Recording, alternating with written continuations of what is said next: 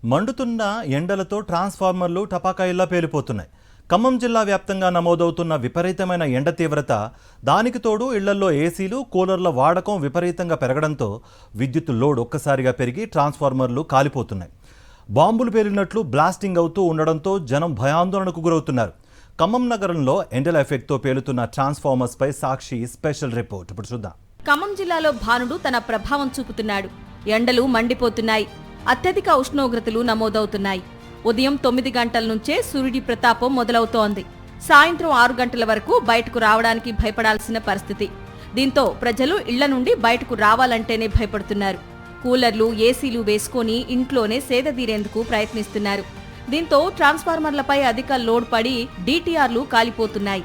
తాజాగా ఖమ్మంలోని శ్రీనివాస్ నగర్లో అధిక ఉష్ణోగ్రతల కారణంగా ట్రాన్స్ఫార్మర్ పేలింది. ట్రాన్స్ఫార్మర్ పేలిన సమయంలో చుట్టుపక్కల దట్టమైన పొగలు అలుముకోవడంతో స్థానికులు భయపడ్డారు.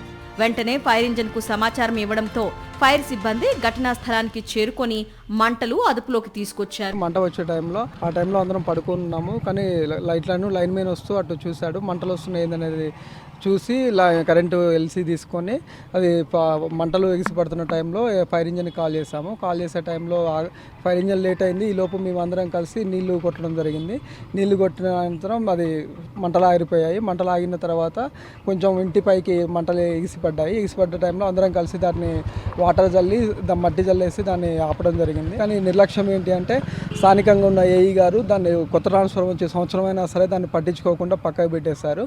ఓవర్లోడ్ కారణంగానే మేము ఇలా ఆయిల్ లీక్ అయ్యి ఇలా ప్రాబ్లం అయిందనేది మేము అనుకుంటున్నాం. కెపాసిటీ వచ్చేసరికి 100 కిలోవాట్స్ ఉన్నది.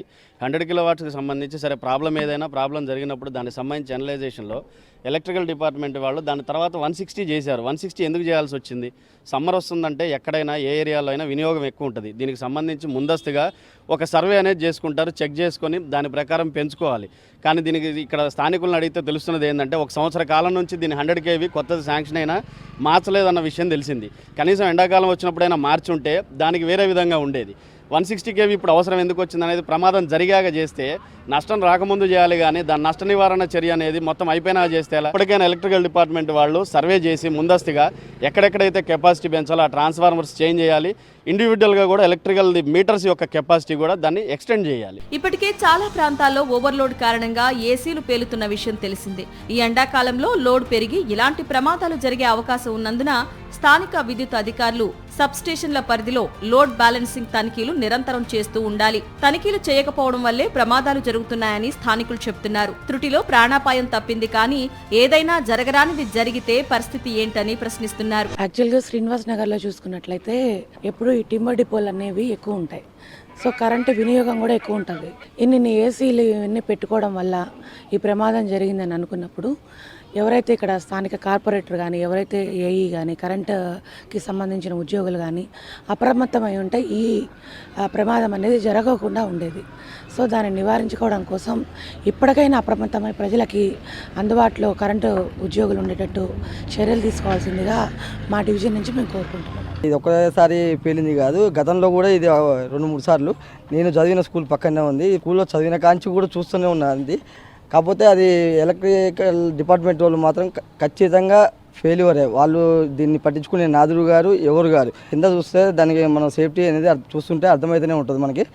కాకపోతే ప్రమాదం జరగలేదు కాబట్టి, ప్రాణహాని ఏది జరగలేదు కాబట్టి ఏమి కాదు. అదే ప్రాణహాని జరిగి ఉంటే దానికి రెస్పాన్సిబుల్ ఎవరు ఉంచేది. ఇప్పుడు ప్రాణహాని జరిగినాక వీళ్ళు పట్టించుకుంటే ఏం సుఖం అది. రానున్న రోజుల్లో ఇలాంటి ప్రమాదాలు జరగకుండా అధికారులే బాధ్యత తీసుకోవాలని ప్రజలు డిమాండ్ చేస్తున్నారు.